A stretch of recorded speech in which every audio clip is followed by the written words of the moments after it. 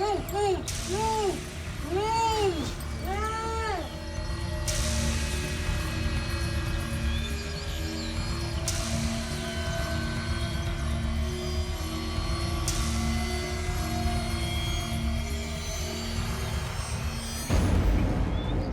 ले, कुछ कपड़े कम है, ठीक है, अगली बार ले जाना।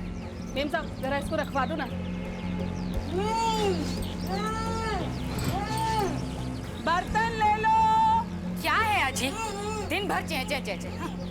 अभी रुको।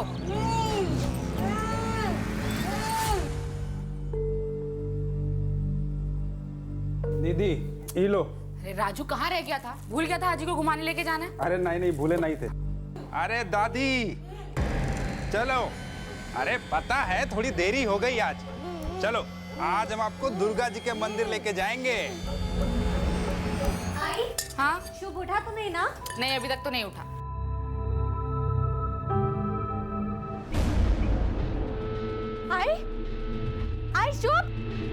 आई शुभ कुठे गेला?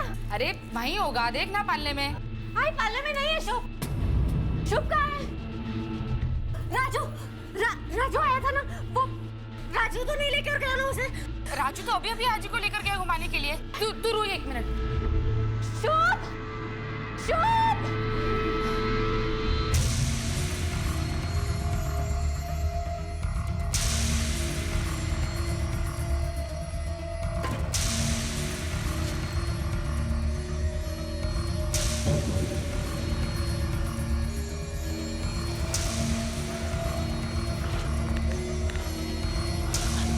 हेलो, हाँ मैंने बच्चा उठा लिया है।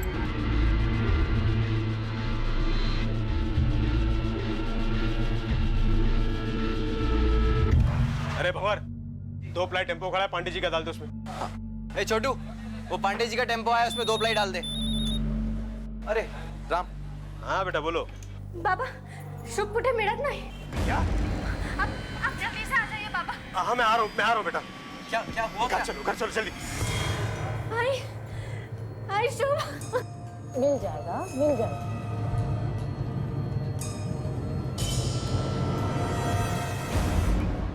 नमस्कार, आदाब। क्राइम पेट्रोल डायल 100 में आप सबका स्वागत है। दिन दहाड़े मुंबई के उपनगर मीरा रोड में पुराने कपड़ों के बदले बर्तन बेचने वाली औरत एक नवजात शिशु को उसकी अपाहिज और गूंगी दादी की आंखों के सामने से उठाकर ले जाती है। इतनी आसानी और तेजी के साथ वो इस काम को अंजाम देती है कि किसी को शक होने के पहले ही वो सबकी आंखों के सामने से इस नवजात शिशु को लेकर ओझल हो जाती है। कौन थी ये औरत और इस बच्चे को चुराकर वो क्या हासिल करना चाहती थी? हम सब ने ऐसे कई किस्से सुने होंगे, अखबारों में पढ़े होंगे, जहां छोटे बच्चों को अगवा कर लिया जाता है। लेकिन हमारा आज का ये केस क्या सिर्फ बच्चे की किडनैपिंग से जुड़ा हुआ है, या फिर बच्चे की किडनैपिंग सिर्फ एक शुरुआत है एक ऐसे खौफनाक अपराध की जिसे देखकर आप हैरान रह जाएंगे।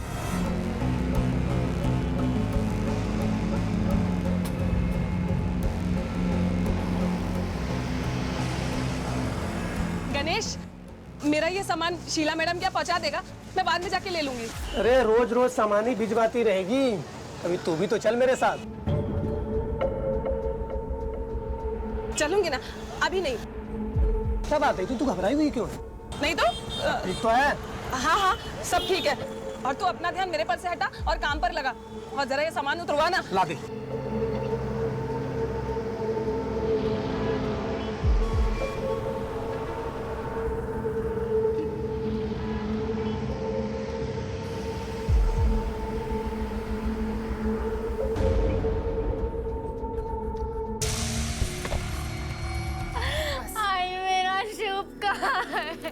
क्या हुआ बेटा? क्या हुआ? मामा शुभ। हाँ बच्चा ठीक है मिल जाएगा ढूंढेंगे उसे। मिल जाएगा। बट मेरी ये समझ में नहीं आ रहा कि घर में 3 लोग थे, उसके बाद भी घर के अंदर घुसकर किसी ने बच्चे को उठा लिया।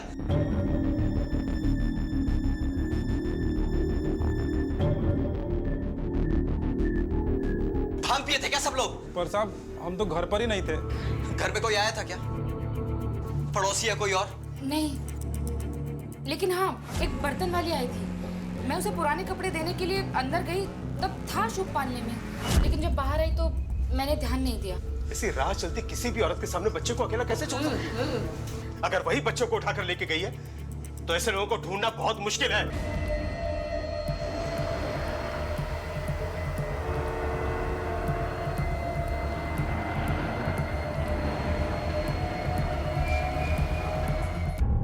पुलिस को फोन करके बताना पड़ेगा।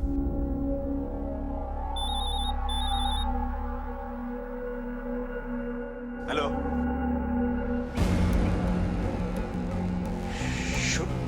शुभ तुम्हारे पास है? 10 लाख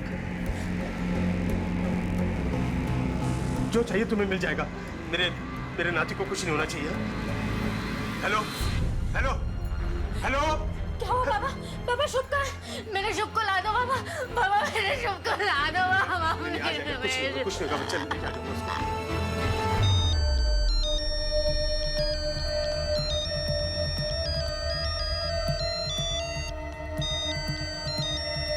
हाँ सेठ, अरे वो थोड़ा सामान ले जाना है विराट तक। किधर है तू?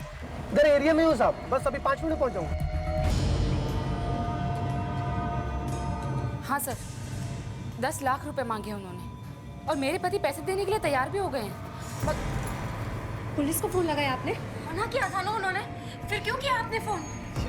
ये क्या किया तुम? आपको क्या लगता है पैसे बचाने के लिए किया मैंने ये सब? जी नहीं, ये सब मैंने शुभ के लिए किया है। अगर पैसे लेकर भी उन्होंने शुभ को नहीं लौटाया तो? अगर मेरे बेटे को कुछ हुआ ना तो मैं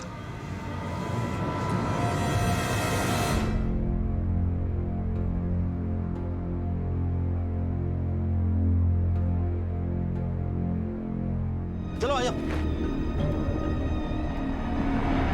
हाँ रखती हूँ। अरे अरे यहाँ देख, टोकरी है, कोई टूटने वाला सामान तो नहीं है? अरे कुछ नहीं यार, पुराने कपड़े और बर्तन है। तुम लोग माल भरो फटाफट, मैं चाय पी जाता हूँ। अच्छा।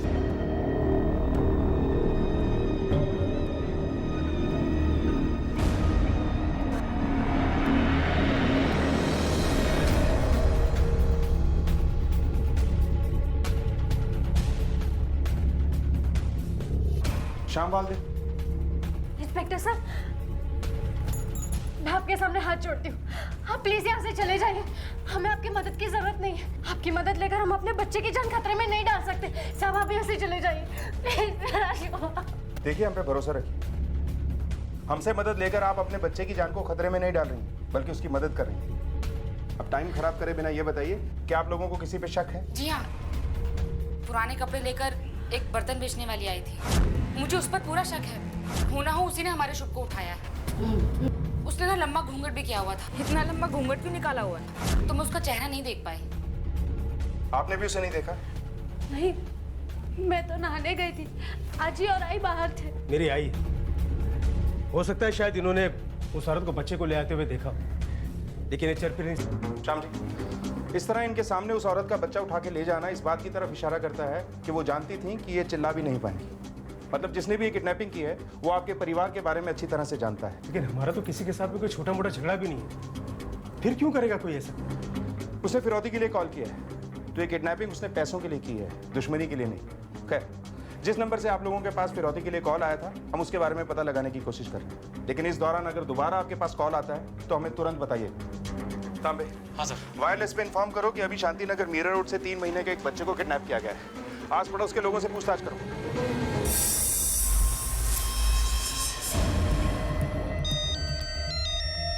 हाँ मंजू। गणेश, तू सामान लेके पहुंच गया ना? अरे मेरे को एक अर्जेंट भाड़ा आ गया था, इसलिए मैं विरार जा रहा हूँ। क्या तू अभी तक सामान लेके मेम साहब क्या नहीं पहुंचा? तो तेरे को कितना टाइम लगेगा? 1-1.5 घंटे में आ जाऊंगा। क्या 1-1.5 घंटा? चल मैं बाद में बात करता हूँ, बहुत काम है मेरे को। बाय। गणेश, गणेश,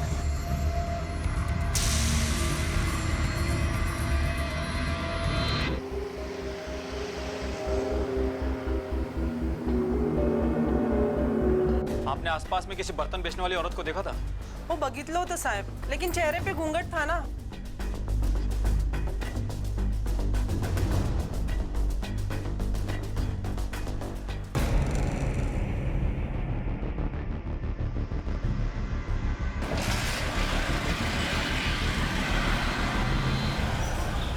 हमारा शाम सेठ और भंवर कहाँ थे आज सुबह? यहीं पर थे साहब, काम कर रहे थे।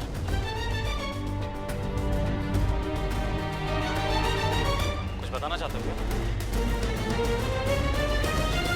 सर, पड़ोसियों में से किसी ने भी उस बर्तन बेचने वाली को नहीं देखा। लेकिन पूछताछ के दौरान श्याम की फैमिली के बारे में पता चला है। माया, जिसने हमें फोन करके इन्फॉर्मेशन दी थी, वो दरअसल श्याम की दूसरी पत्नी है। करीब 15 साल पहले किसी बीमारी के चलते हुए श्याम की पहली पत्नी की मौत हो गई थी। श्याम ने दूसरी शादी माया से की थी, शशि पहली पत्नी से। उसका हस्बैंड भंवर श्याम की सनमाइका और प्लाईवुड की शॉप पर नौकर था। करीब 1 साल पहले ही श्याम ने अपनी बेटी शशि की शादी भंवर से करवाई। अपने ही दुकान के नौकर से अपनी बेटी की शादी करवाना कुछ अजीब नहीं लगा? इसकी एक वजह थी सर। दरअसल शादी से पहले शशि की कुछ आपत्तिजनक फोटोग्राफ्स वायरल हो गए थे, जिससे उसकी काफी बदनामी भी हुई थी और कहीं भी उसका कोई रिश्ता नहीं हो पा रहा था। पड़ोसियों का कहना है कि इसीलिए श्याम ने अपनी बेटी की शादी भंवर से करवाई। इंटरेस्टिंग, काफी इंटरेस्टिंग स्टोरीज हैं इस फैमिली की। हो सकता है ये किडनैपिंग भी इस फैमिली की किसी स्टोरी का प्लॉट या सब प्लॉट हो, क्योंकि जिस तरह प्लानिंग से किडनैपिंग की गई है, इसमें कोई शक नहीं कि किडनैपर फैमिली की डेली रूटीन के बारे में अच्छी तरह से जानता था। वो जानता था कि शशि 11 बजे बच्चे की मालिश करने के बाद नहाने के लिए जाएगी। दादी और माया के अलावा वहाँ कोई नहीं होगा, और उसे ये अच्छी तरह से पता था कि सामने होते हुए भी दादी कुछ नहीं कर पाएगी। इस तरह की प्लानिंग बिना किसी इंसाइडर की हेल्प के पॉसिबल नहीं लगती मुझे, लेकिन वो हो कौन सकता है? जिस वालदे परिवार से ये बच्चा शुभ किडनैप हुआ था, उस परिवार के सदस्यों का बैकग्राउंड सामान्य नहीं था।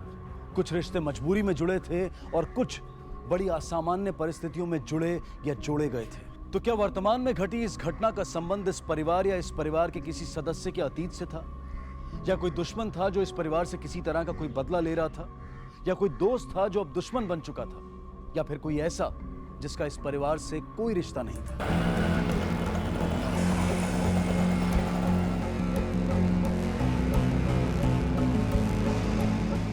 हेलो, हाँ गणेश, तू उधर ही रुक, मैं अपना सामान लेने आ रही हूँ। कि तुझे किधर जाना उधर जा।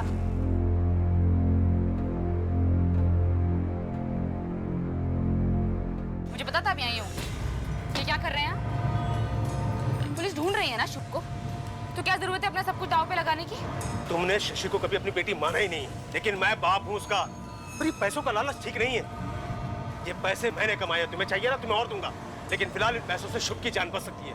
जाने दो मुझे। अपना बाप होना तो याद रहता है आपको, लेकिन आप मेरे पति भी हैं, ये बात आपको याद दिलानी पड़ती। आपकी बेटी का दर्द दूर करने के लिए मैं अपना बुढ़ापा नहीं खराब कर सकती। अरे, आप लोगों को पता है शशि कहाँ है? नहीं, क्यों, क्या हुआ? पता नहीं, घर पर भी नहीं है, कहीं चली गई है वो। तू यहाँ क्या कर रहे हो? देखो कहीं जाके उसको। हाँ, मैं देखता हूँ। मैं आ रहा हूँ।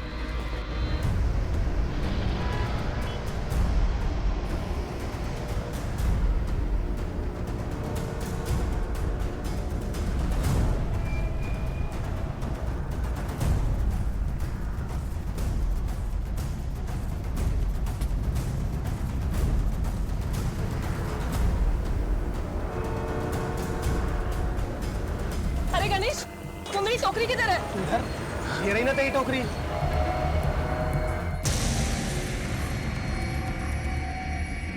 इसमें सामान था, वो किधर है? पागल हो गई तू, दिमाग खराब हो गया तेरा। जैसा तूने सामान दिया था वैसे के वैसे लेके आओ। बता तू किधर गया था? अरे यार, मैं जमील भाई के पास गया, उधर से माल लादा और चला आया इधर। किधर है जमील भाई की दुकान? देखो सेठ, जितना हो सक रहा है उतना हम कर रहे हैं, हम 2 ही लोग हैं। अरे सुनो, तुम दोनों गणेश को जानते हो क्या? हाँ, क्यों? वो अभी आधा घंटा पहले टेम्पू लेकर आया था ना इधर सामान उठाने के लिए। उसमें एक टोकरी थी, टोकरी में कुछ सामान था। तुम दोनों ने देखा क्या? नहीं, मैंने सामान रखा और वो चला गया। पक्का तुम लोगों ने कुछ नहीं देखा? नहीं, कुछ नहीं देखा हमने।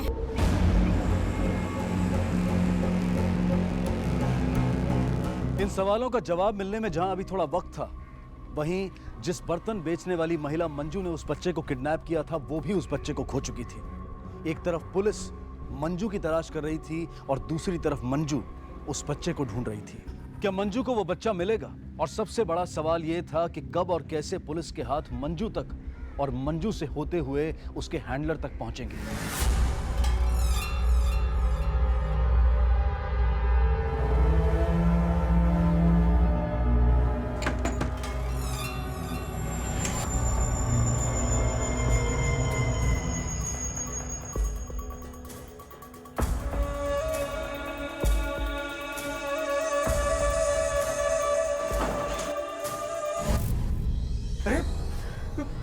कहाँ चली गई थी बेटा?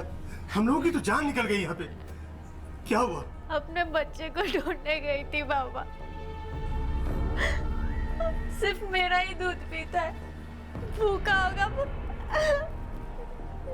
नहीं मिला। घबरा मत, मैं ढूंढ के लाऊंगा उसे। हाँ? चल अंदर चल।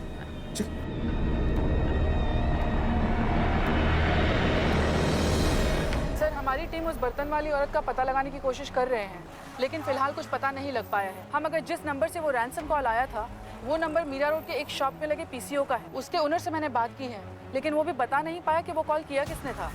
एरिया में कोई सीसीटीवी कैमरा है? सर चेक किया था मगर नहीं है। अब हमें उस औरत को तलाश करना होगा। या किडनैपर दोबारा रैंसम के लिए कॉल करे, जो कि अब तक उसे करना चाहिए। यहाँ से राइट लो। हाँ शर्मा जी, नहीं आपका माल निकल गया, आधे घंटे में पहुंच जाए। हवर जी बिल्कुल। तुमसे एक बात पूछूं, तुम ही ना गायब किया है ना शुभ को? दिमाग तो खराब नहीं हो गया आपका? मैं अपने ही बच्चे को क्यों गायब करूंगा? क्या मिलेगा मुझे? फिरौती की रकम, और मैं तुम्हें बहुत अच्छी तरह से जानती हूँ। तुम पैसों के लिए कुछ भी कर सकते हो। अच्छा, अगर आपको ऐसा लगता है ना तो पुलिस को जाकर सब कुछ बता दीजिए, असलियत खुद ब खुद सामने आ जाएगी।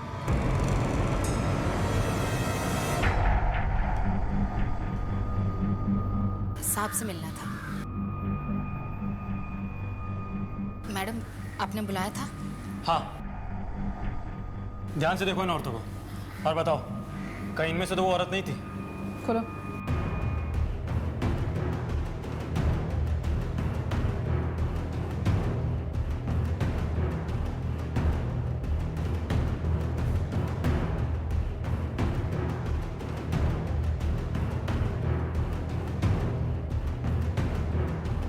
सर अगर वो इनमें से है भी तो भी मैं उसको नहीं पहचान सकती। मैंने आपको बताया था ना कि उसने लंबा घूंघट किया हुआ था। ठीक है, अब जा सकते हैं। हाँ मैं जाने दो। यस सर, आप लोग भी जाइए।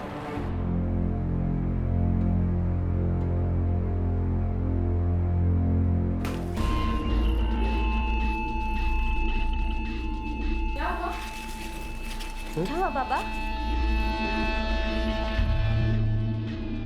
अरे बताओ ना क्या लिखा है, मुझे दिखाइए।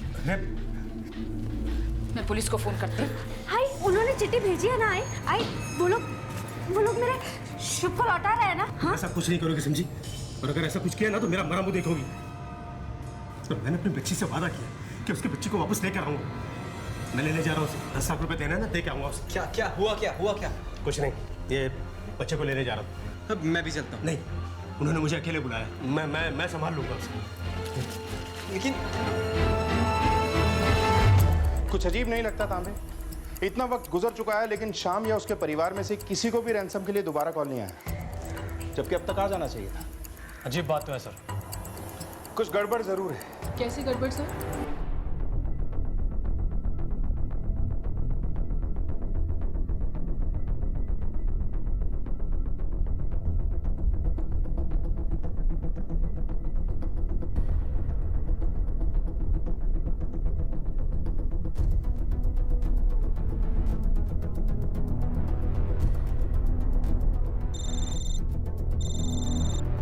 बोलो कामले। हाँ सर, शाम अभी निकला है और उसके पीछे भंवर भी निकला है। ठीक है, तुम पीछा करो उसका। हेलो। हाँ नहीं मिल रहा तो मैं क्या करूं? इसने जानबूझ के तो नहीं किया ना, लेकिन मुझे शक है कि उस भंगार की दुकान में जो औरत है ना, बच्चा उसी के पास होगा। हाँ ठीक है। मंजू को अब तक बच्चा नहीं मिला था, लेकिन बच्चे के परिवार को बच्चे को लौटाने के बदले फिरौती की मांग की जा चुकी थी। तो फिर कौन था ये जिसने ये फिरौती की मांग की थी? या ये मंजू का ही कोई साथी था जिसने पहले बच्चे को मंजू से छीन लिया था और अब मंजू के साथ डबल क्रॉस करके फिरौती की रकम को अकेले ही हजम कर जाना चाहता था? सर, शाम का पीछा करते करते मैं यहाँ तक पहुँचा ना, न जाने शाम यहाँ से कहाँ गायब हुआ। और भंवर? सर, शाम ने भंवर को पिछले नाके से ही वापस भेज दिया।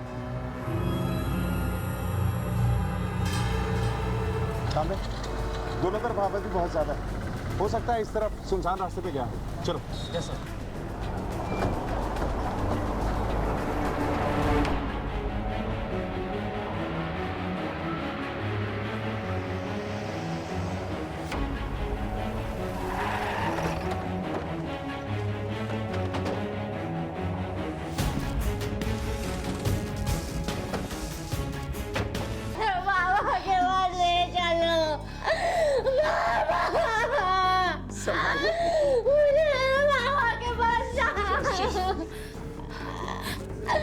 उसे भी ले गए और उन्हें भी मार दिया।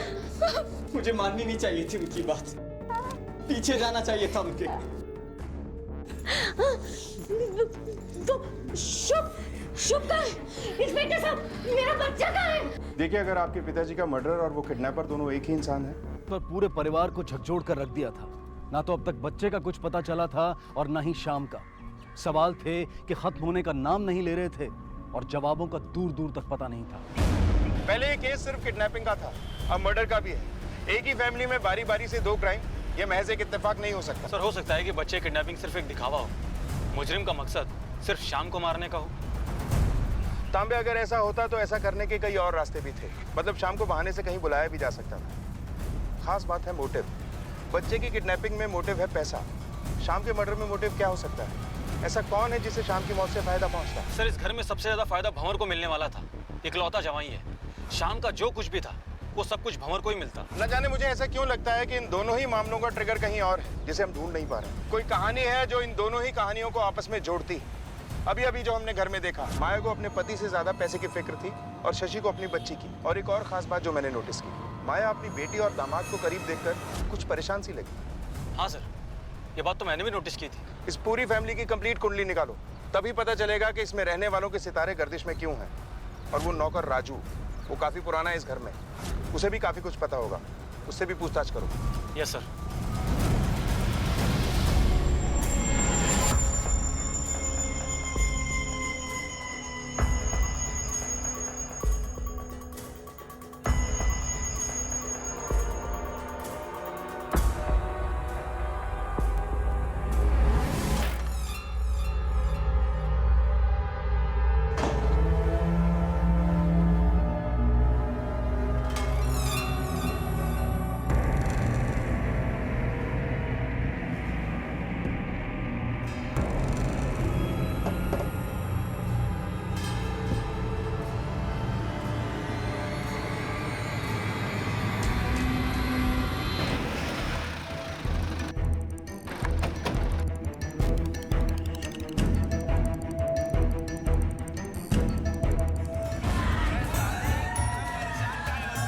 जब बच्ची कुची जिंदगी है, मौज में जियो, देखो, अरे मजा लो।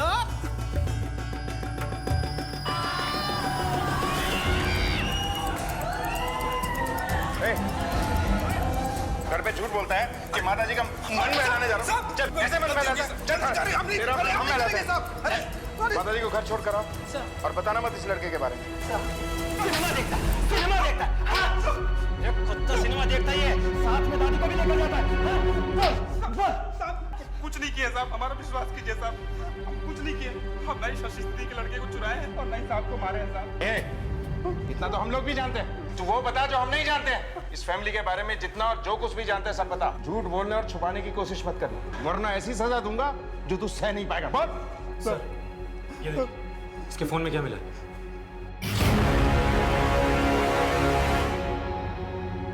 ये फोटो कहाँ से आया तेरे पास? साहब, वैसे ही जैसे सबके मोबाइल में आया था वैसे ही हमारे पास भी आया साहब।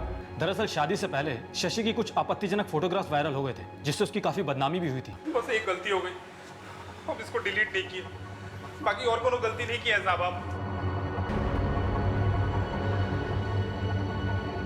भंवर के साथ तुम्हारा अफेयर चल रहा था, जिसके चलते तुमने पहले बच्चे की किडनैपिंग का नाटक रचा, उसके बाद अपने पति शाम का मर्डर करवा दिया। यही सच है ना?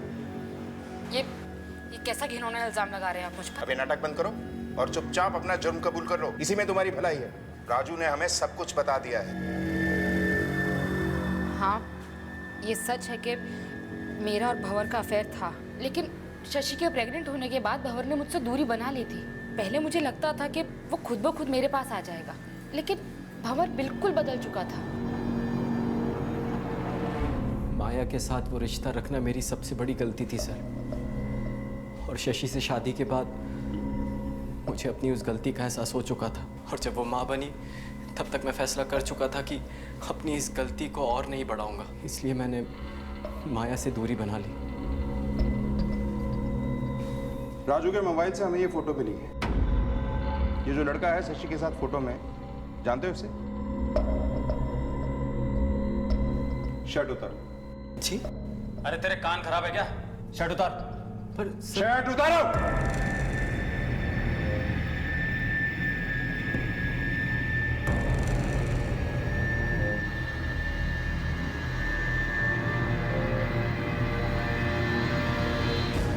अब तो तुझे पता चल ही गया होगा कि हमें सब कुछ पता चल चुका है। चल अब कहानी सुना ही दे।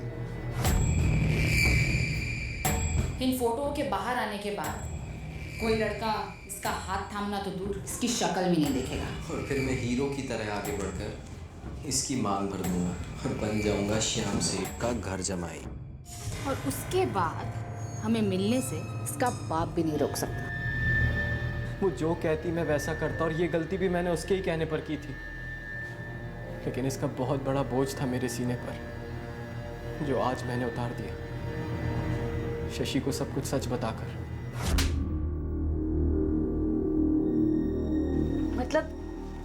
मतलब धोखा दिया है तुमने मुझे। शशि, सच में अब सिर्फ तुम्हारा हूं। मेरा यकीन करो, मेरा तुम्हारी माँ से अब कोई रिश्ता नहीं है। मुझे मेरी जिंदगी में मेरे बच्चे के अलावा कोई नहीं चाहिए, तुम भी नहीं। सर, अगर मेरे मन में कोई भी चोर होता तो मैं शशि को सब सच सच क्यों बताता? जी हाँ, बताया था उसने मुझे कि कैसे उसने और माँ ने मिलकर धोखा दिया मुझे और बाबा को। पर यकीन मानिए मेरा, अब इन सारी बातों का मेरे लिए कोई मतलब नहीं है। मुझे मतलब है तो सिर्फ मेरे बच्चे से। मैं हाथ जोड़ती हूँ आपके, मुझे मेरा बच्चा ला दीजिए। एक ही फैमिली के दो लोग जुर्म का शिकार हुए। एक 3 महीने का बच्चा जिसे किडनैप किया गया और एक 55 साल का आदमी जिसका मर्डर हुआ। मुझे इस बात के बहुत ज्यादा चांसेस लगते हैं कि ये दोनों ही जुर्म किसी एक ही आदमी ने किए या करवाए। ऐसा भी हो सकता है इसमें 2 लोग शामिल हों। ये जो भी है या हैं, इनका इस फैमिली से कोई ना कोई कनेक्शन जरूर है। लेकिन जिस सवाल पर आकर हमारी गाड़ी रुक जाती है वो ये है कि कौन और क्यों। 15 को बच्चा किडनैप होता है और ठीक एक दिन बाद 16 की शाम को शाम का मर्डर हो जाता है।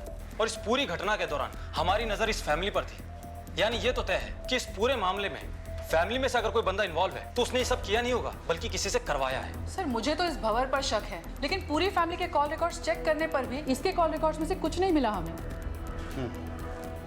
ये भंवर बहुत ही शातिर किस्म का आदमी है। अगर इस सब में ये इन्वॉल्व है तो हो सकता है इसने अपना रेगुलर नंबर यूज ना करके कोई और नंबर यूज किया हो सकता है सर।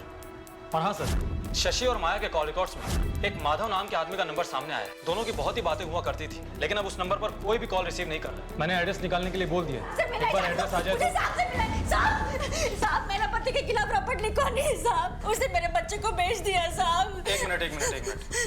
अब बताओ हुआ क्या है? साहब, मैं काजूपाड़ा चौल में रहती हूँ। मैं और मेरा पति वही कबाड़ के गोदाम में काम करते हैं साहब। थोड़े दिन पहले टेम्पो में से हमें बच्चा मिला था साहब। सेठ को फोन करता हूँ। नहीं, किसी को कुछ बताने की जरूरत नहीं है। टेम्पो में से बच्चा कब मिला था और कितना बड़ा था ये बच्चा? तारीख तो याद नहीं है साहब, लेकिन कई दिन पहले मिला था। इतना छोटा था साहब, इतना छोटा। वो टेम्पो में से बर्तन और कपड़े में लिपटा हुआ था साहब। हमको कोई बच्चा नहीं ना साहब, तो मेरे को लगा भगवान के आशीर्वाद से मुझे बच्चा मिल गया साहब। लेकिन मेरे पति ने उसे एक औरत को 10,000 रुपए में बेच दिया साहब। ये जो आफत लेके आई है ना, सच से लाई है, रोता ही जा रहा है।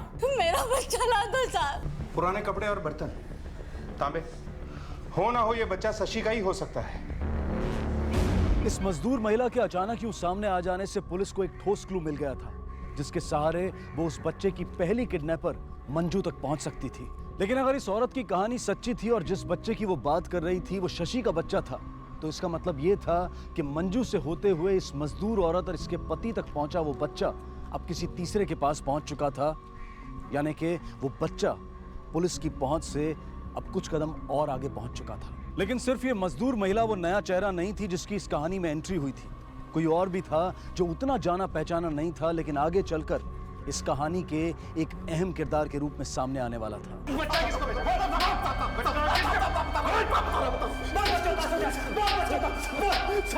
बच्चा कहां से उठाया? कौन सा बच्चा साहब? वो भंगार वाली मंजू को बेचा था साहब। वो टोकरी मंजू का ही था, पर मुझे नहीं मालूम उसमें बच्चा था साहब। सच कह रहा साहब, मुझे नहीं मालूम था उसमें बच्चा था। उस दिन मीरा रोड के शांति नगर के बाहर वो टोकरी उसने मेरे टेम्पो में रखा था और बोला शीला मैडम को जाकर दे दो, मैं उधर से ले लूंगी। ये शीला मैडम कौन है? साहब, उनका बर्तन और जूने कपड़े का कारोबार है। मंजू जैसी बहुत सारी औरतें उनके लिए काम करती हैं। उस दिन जब मैं निकला वहाँ से तो मुझे गोदाम से फोन आ गया अर्जेंट डिलीवरी के लिए, तो मैं वहाँ चला गया। और ये बात जब मैंने मंजू को बताई, बहुत परेशान हो गई थी साहब। उसने मुझे बहुत कॉल की, तो मैंने बोला उसको मुझे बहुत देर लगेगी आने में। वो खुद जाके टोकरी ले आई थी साहब। ये मंजू कहाँ मिलेगी? साहब वो पीछे गली के नुक्कड़ पे शायद उसका लेफ्ट में मकान है साहब।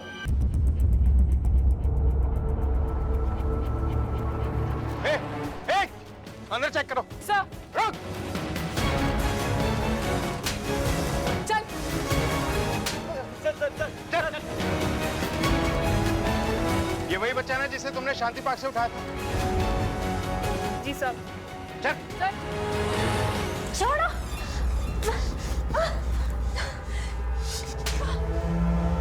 तेरे बाप को मरे 2 दिन भी नहीं हुए, हमारा बच्चा गायब है और तू अपने यार से मिलने निकल पड़ी।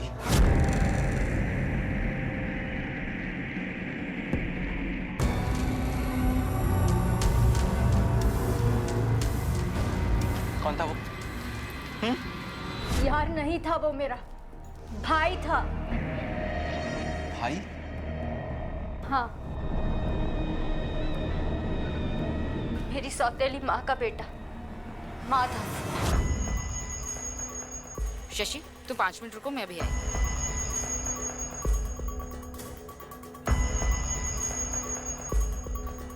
बस इतने में पूरा महीना कैसे चलाऊंगा मैं? मुझे तो लगता है आपको मेरी फिक्र ही नहीं है। अरे नहीं माधव बेटा, ऐसी कोई बात नहीं है।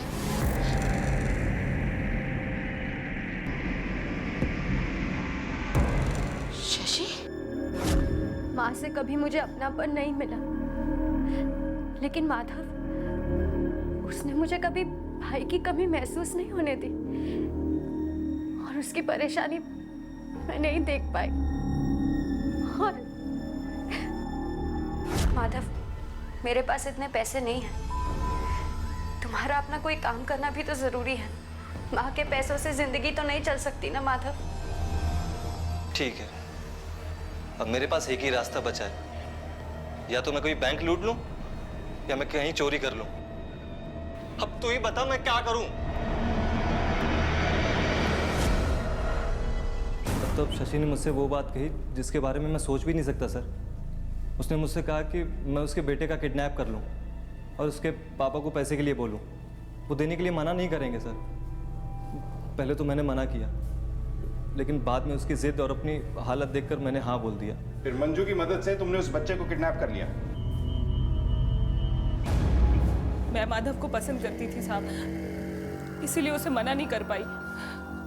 उससे बहुत बड़ी गलती हो गई साहब। फिर वो हो गया सर जिसकी कभी उम्मीद भी नहीं की थी मैंने। सर शुभ मुझ तक पहुंचने से पहले ही गायब हो गया था सर। तू पागल हो गई है क्या? क्या बोल रही है? अरे ना तो मैंने तेरे बाबा को मारा है और ना ही फिरौती की चिट्ठी मैंने भेजी थी। अरे जब बच्चा था ही नहीं मेरे पास तो मैं फिरौती किससे मांगता? शुभ कहाँ है मेरा? शुभ मंजू के पास है और मैं उसे ही लेने जा रहा था।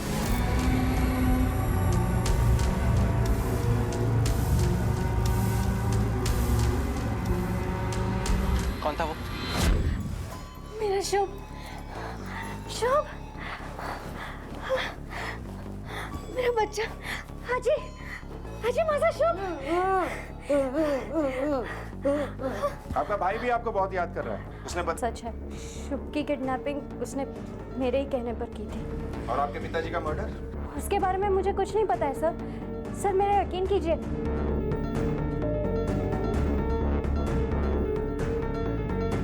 सर सीन ऑफ क्राइम से पहले ये वो आखिरी जगह है जहां पर सीसीटीवी इंस्टॉल्ड है।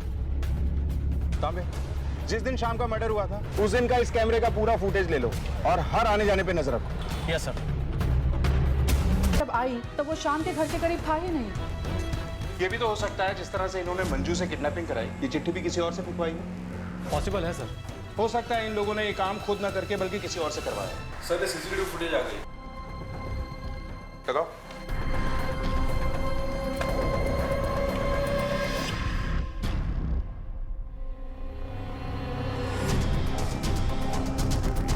सर इसका मतलब भंवर जो भी कह रहा है वो सच है। रिवर्स करो इसे। ये वापस लौटा तो जरूर था, इसे वापस पुलिस स्टेशन बुलाओ। Yes sir.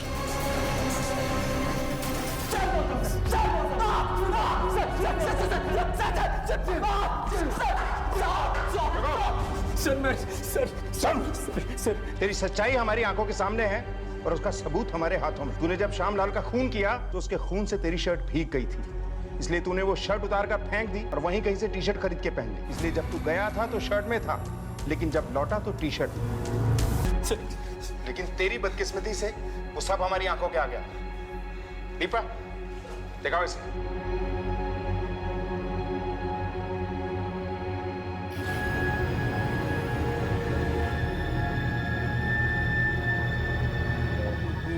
नहीं सर, मेरा मतलब हाँ सर, आप ठीक बोल रहे हैं कि मैंने शर्ट बदली थी, लेकिन उस पे खून के दाग नहीं थे। वो मैं कीचड़ में गिर गया था ना, इसलिए बदली थी सर मैंने। सर मैं सही कह रहा हूँ सर। तूने शायद मेरी बात ध्यान से नहीं सुनी। मैंने कहा था तेरी सच्चाई हमारी आंखों के सामने है और उसका सबूत हमारे हाथों में। वो शर्ट जो तूने फेंकी थी ना, वो हमें मिल गई। उस पर लगे खून की हमने जांच करवाई। वो खून शाम का है।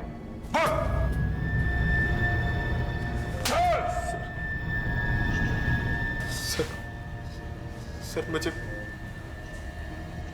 पता चल गया था कि हमारे बेटे को खुद शशि ने ही किडनैप करवाया था। दया की ज़रूरत मुझे भी थी। जब शशि दया दिखाई रही थी तो मैंने सोचा कि उसकी दया का इस्तेमाल थोड़ा मैं भी कर लेता हूँ। हाँ, वो चिट्ठी मैंने ही फेंकी थी।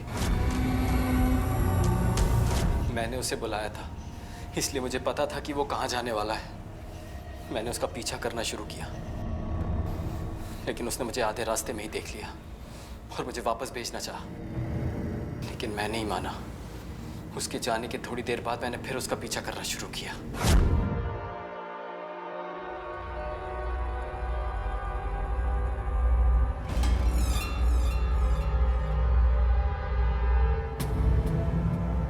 तो मैंने बुलाया था तुम्हें और वो चिट्ठी भी मैंने फेंकी थी।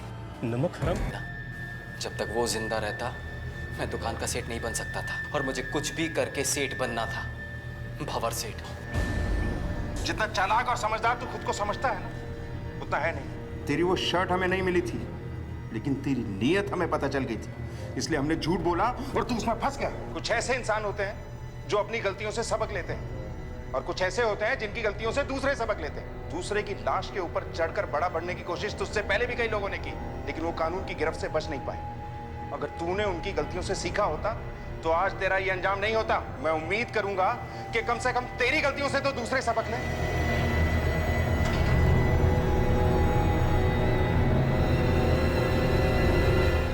शशि अपने सौतेले भाई की मदद करना चाहती थी, इसलिए शशि ने अपने भाई के साथ मिलकर खुद अपने ही बच्चे की किडनैपिंग की प्लानिंग की, जो कि उल्टी पड़ गई। शायद इस जुर्म की कहानी का जन्म बुराई की नहीं बल्कि भलाई की कोख से हुआ था, जिसे आगे बढ़ाया भंवर के लालच ने और बहुत जल्द बहुत कुछ पा लेने की उसकी गलत मानसिकता ने।